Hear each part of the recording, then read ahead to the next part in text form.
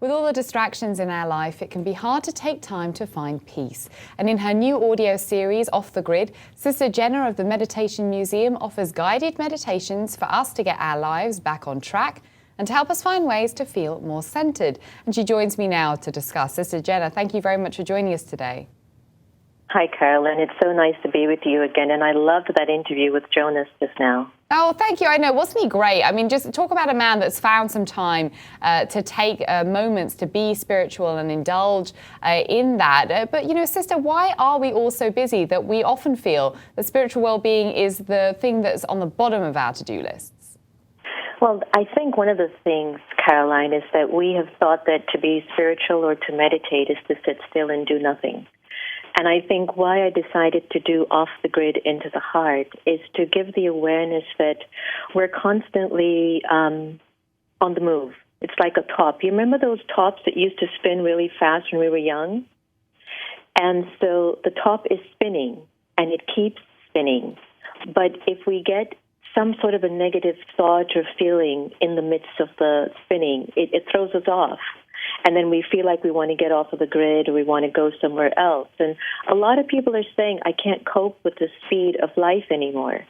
But I feel that we won't be able to stop the speed. The question is, how do I deal with the speed?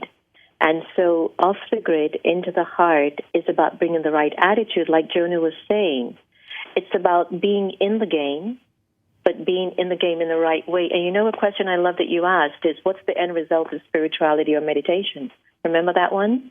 Oh, yeah. Yeah, no, I mean, it was just so curious hearing people describe their journey. And then you always feel like, well, at the end of a journey is often the destination. What is the destination? To me, it's an accumulation of power. When you have enough silence or love or peace or purity in you, you can cope with all the obstacles that come in front of you. And I just realized that about 3 years ago. There wasn't this ultimate final game. It was how much did I bring in me that was good, that I could cope with all the different factors of life. And so when I look at Off the Grid into the Heart, which I'm going to be launching on February 8th at the Conscious Life Expo in LA, what I'm trying to convey to everyone is life's not going to slow down, it's not going to stop, but we've got to think in a positive way, and we've got to think in an elevated way. We've got to believe more in ourselves and in what we can do. So I have a comment here from a viewer who's watching. Sant says, I agree, moving and keeping positive thoughts have helped me to stay sane. Talk to me about that moving and keeping positive thoughts. I like this connection between the spiritual and the thoughtful, and then the connectivity, you know, the movement aspect of things. Again, go back to a spinning top. You've got a lot of deadlines on your table. You're moving fast at Huffpost Live and everywhere else, right? If somebody calls you and gives you bad news, all of a sudden your top just topples over. And you could lose it emotionally, like, you just can't take any more of it, because there are things inside of the soul that's building up in us. We're thinking things, we're capturing scenes, we're hearing things every day. And some of them are positive and some of them are not so positive. And we're influenced a lot, Caroline, by the things that people say and do to us or to the people that we love around us.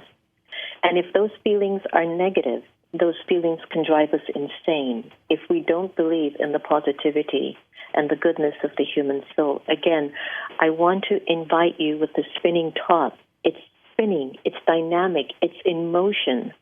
When you're at the top of your game, there's nothing more beautiful than that.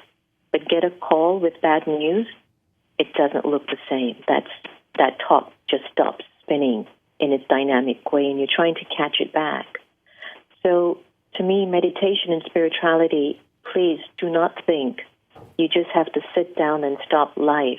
Please continue moving with life, but we've got to bring the right thought and the right attitude when we're in motion, and that's the biggest challenge at this time.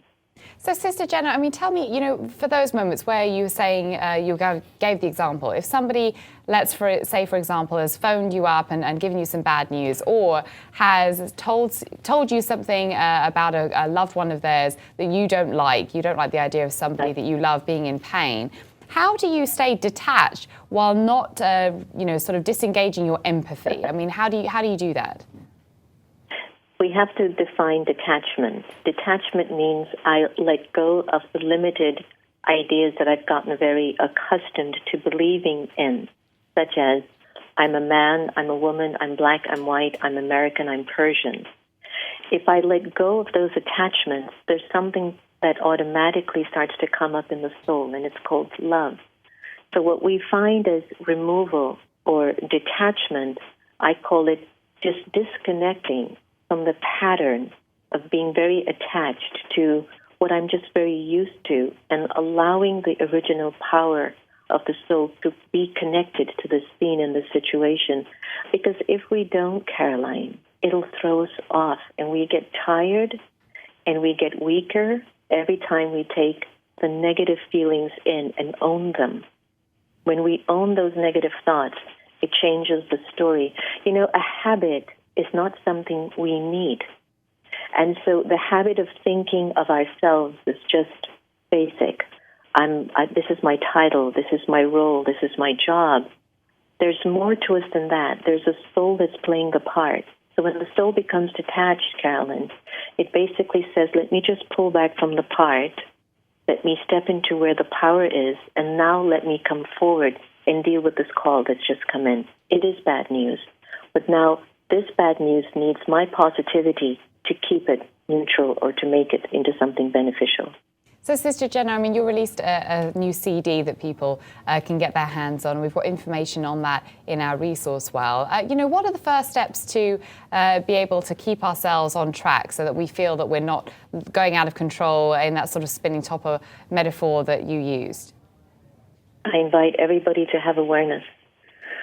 I think things are getting intense, and if you're not aware that you have enough in you, and if you're not aware of accumulating love and peace and purity and truth and joy, then what's going to take us over is an acronym that I use all the time called ALGE. A for anger, L for lust, G for greed, A for attachment, and E for ego. And what happens is if I feed into that, it trumps my power.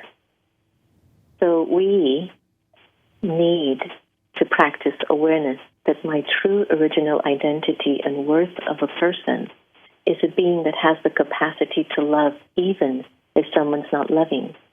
And I believe that if we try to move more into this and lean more into this quality of love and this quality of silence, not an absence of action, you're actually involved in the action, but you're trying to bring the best of yourself to it, but you're aware.